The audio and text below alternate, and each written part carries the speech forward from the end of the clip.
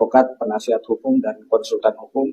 Hari ini saya hadir berdua bersama rekan saya, advokat, penasihat hukum, kuasa hukum dari tim bantuan hukum dan advokasi Ibu Jusmarni, rekan Muhammad Nur Salam.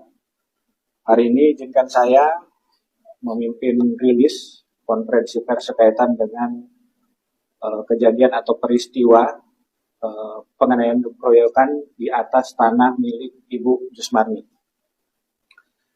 Pada kesempatan kali ini saya lebih banyak menyoroti peristiwa, kemudian mengklarifikasi juga beberapa hal sekaitan dengan pemberitaan yang ada di Banten.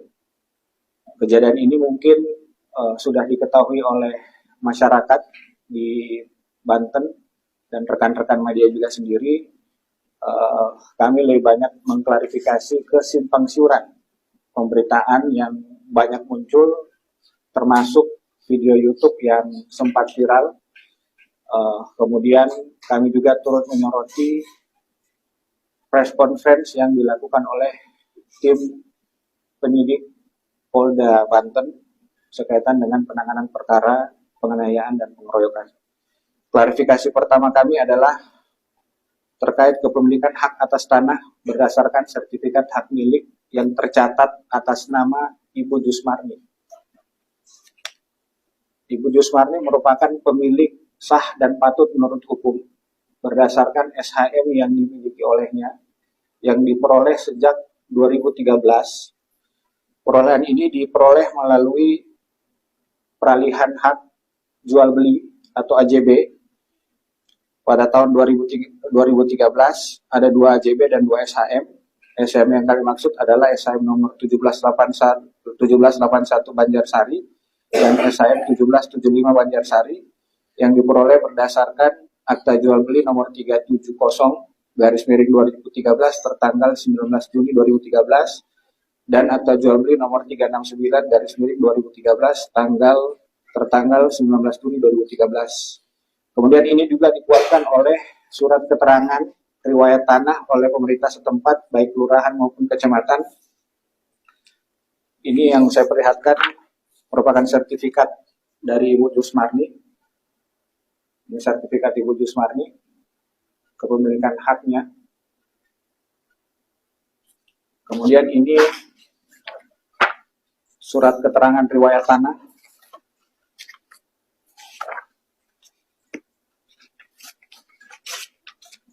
Kemudian klarifikasi kedua kami sekaitan dengan video yang viral mengenai penghadangan oleh pelapor yang diduga pelapor di lokasi milik orang tua dari terduga tersangka saat ini. Jadi tersangka saat ini berdasarkan penanganan perkara Polda Banten itu ada 5 tersangka yang merupakan keluarga dari pemilik sah atas tanah tersebut. Berdasarkan kronologis yang kami terima, terdapat oknum yang mengatasnamakan keamanan atau bagian keamanan dibantu oleh security pada saat itu melarang dan menghalangi untuk melakukan kegiatan pembangunan oleh pihak keluarga atau tukang dari Ibu Jusmarni di atas tanah miliknya. Singkat cerita, terjadi percekcokan adu mulut, kemudian terjadi, menurut yang kami dapatkan berdasarkan video yang tampil di atas ini ada kesimpang siuran juga berdasarkan video yang kami serahkan. Menurut keluarga itu sudah diserahkan ke Polda tapi tidak diindahkan. Karena berdasarkan video yang kami terima ini,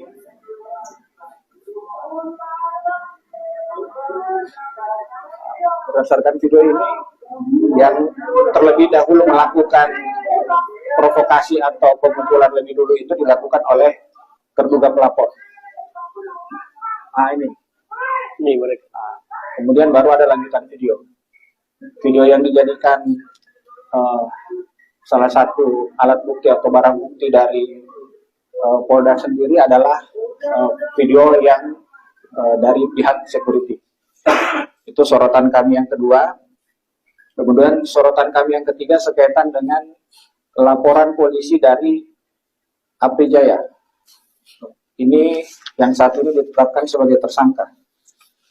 Salah satu tersangka lebih dulu melaporkan sebenarnya.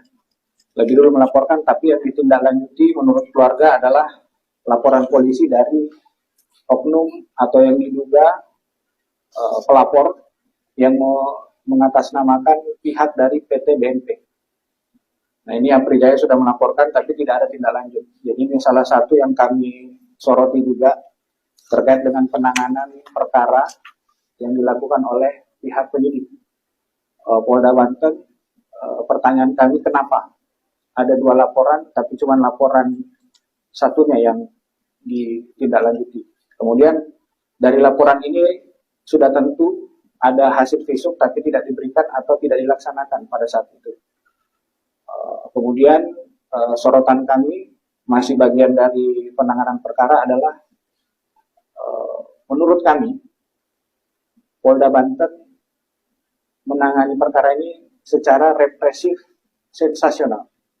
Karena kami menganggap dugaan tindak pidana yang disangkakan kepada tersangka ini merupakan perkara yang bagi kami tidak diawali dengan kecermatan dari penyidik, tidak melihat. Dia hanya melihat secara perspektif prasangka bahwa kekerasannya yang lebih ditonjolkan. Tapi kalau kita merujuk kepada Undang-Undang Dasar, kalau tidak salah pasal 23G, seorang itu berhak untuk mempertahankan harta bendanya.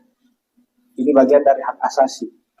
Jadi keluarga yang hadir di sana ini berdasarkan kepemilikan yang sah, ditantang atau didatangi oleh sekelompok orang, diminta untuk tidak melakukan kegiatan di atas tanah tersebut. Nah, itu yang menjadi pertanyaan. Kenapa tidak mencermati ini? Gitu. Tidak hati-hati dalam menangani perkara. Kalau bahasa yang kami gunakan mungkin patut diduga dilakukan secara tidak profesional. Kemudian yang jadi sorotan berikut, video yang viral, yang bahkan saat ini mendapatkan dukungan. Peristiwa ini sekaitan dengan anak dari Ibu Jusmarni, di mana di situ ditemukan bahwa anak Ibu Jusmarni ini tukangnya dihalangi. Jadi ini sebelum peristiwa 1 minggu kejadian. 1 minggu sebelum kejadian, Provos datang karena yang berupaya, ya ini videonya. Pada saat ini beliau tidak dalam kondisi dinas, kemudian membawa senjata pegangan, tapi direkam oleh oknum yang mengaku sebagai pihak dari PT BNP melarang tukang dari anak dari pemilik tanah untuk tidak melakukan kegiatan di atas tanah. Terjadi cekcok adu mulut, namun ini selesai secara damai dan ada kesepakatan bersama untuk tidak memposting. Jadi ini pertanyaan kami, kenapa bisa terposting? Salah satu pertanyaan kami, kenapa ini bisa terposting? Nah, ini salah satunya menurut kami ini ada upaya atau memframing bahwa ada bentuk ancaman dari oknum polisi. Padahal di sini dia tidak sama sekali mengeluarkan senjata api. Dan ini senjata api yang memang merupakan senjata pegangan dari anak dari Ibu Jusmarni. Itu yang kami soroti kedua. Kemudian mungkin ditambahkan oleh rekan saya Muhammad Nur Salam sebagai tambahan. Terima kasih. Jadi mungkin sedikit tambahan dari saya. Kalau apa yang disampaikan rekan saya tadi, sesungguhnya kalau kita mau lihat peristiwa ini secara utuh, justru kami dalam posisi korban. Kenapa? Karena kami beraktivitas di tanah kami sendiri, kemudian didatangi oleh sekelompok orang menghalangi kami beraktivitas. Kan begitu cerita awalnya. Menghalangi, dan di video tadi, ada video tadi itu, justru mereka yang melakukan provokasi di awal. Yang video yang panjang tadi.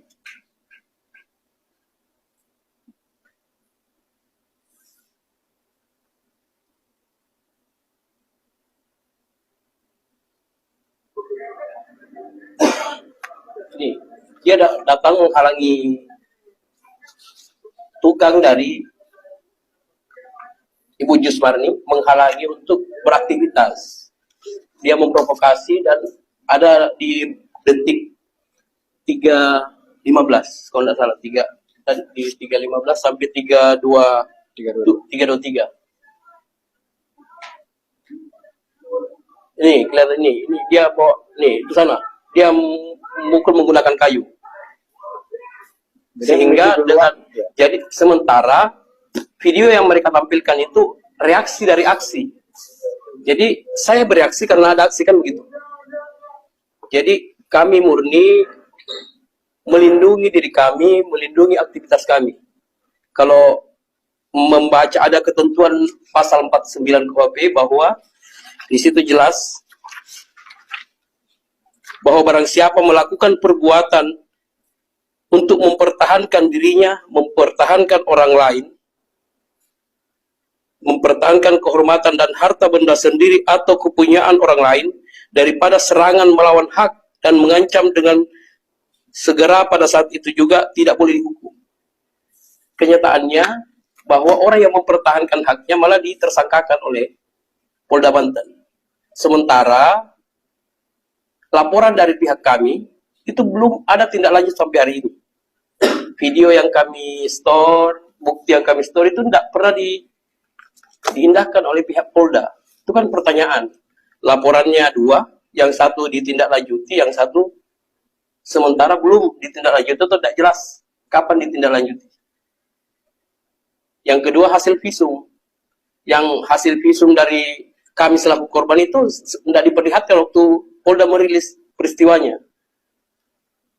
Yang kedua, video ini terkesan bahwa tidak utuh diperlihatkan, sehingga kesannya bahwa yang melakukan penganiayaan itu adalah pihak kami. Padahal kalau kita lihat videonya secara utuh, malah mereka yang duluan melakukan penyerangan. Logikanya di mana? Saya punya tanah, didatangi. Kok saya yang dipidanakan gitu? Saya yang ditersangkakan. Saya kira untuk sementara cukup.